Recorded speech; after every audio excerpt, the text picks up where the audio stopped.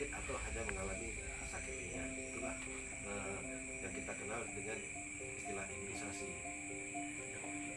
Sedangkan vaksin itu sendiri adalah produksi biologi yang berisi antigen yang bila diberikan kepada seseorang akan menimbulkan kekebalan spesifik secara aktif terhadap penyakit tertentu.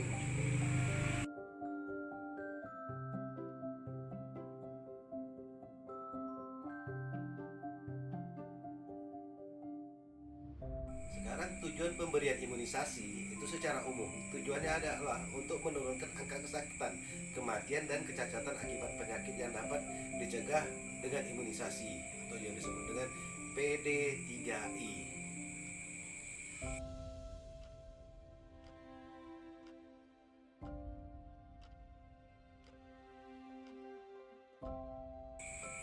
Penyakit yang dapat dicegah dengan imunisasi ini banyak, seperti misalnya difteri, pertusis, tetanus, tuberkulosa, hepatitis, pneumonia, polio, rabies, dan campak. Dan sekarang ini yang lagi tren yaitu bagaimana cara pencegahan penyakit COVID-19.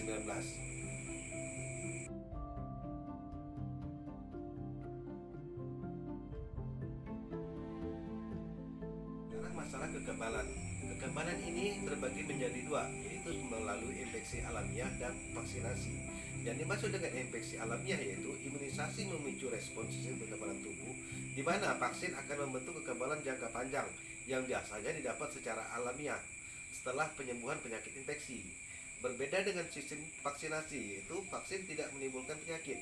Vaksin yang sudah dipakai di masyarakat sudah dijamin keamanannya dan umumnya tidak menimbulkan reaksi samping yang berat.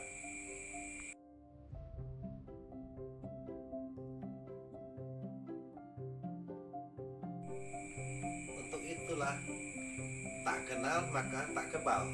Vaksin melatih tubuh untuk kenal, lawan, dan kebal penyebab penyakit seperti virus atau bakteri.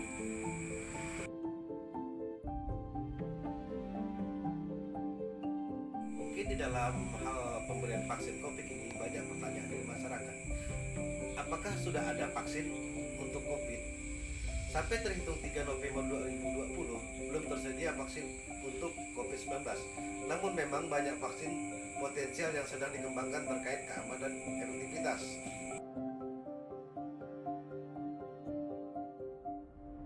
Yang kedua mungkin, apakah vaksin COVID adalah obat? Vaksin bukanlah obat. Vaksin mendorong pemberian kekebalan spesifik kepada penyakit COVID-19 agar terhindar dari tertular maupun kemungkinan sakit lebih berat.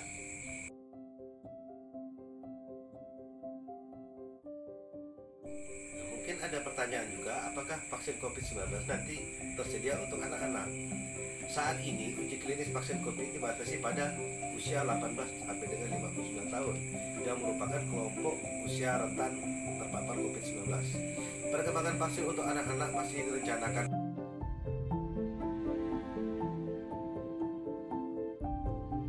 Demikianlah beberapa pertanyaan yang sudah terjawab tentang COVID-19 dengan harapan masyarakat dan pemerintah sukses dalam pemberantasan infeksi pandemi COVID-19 ini.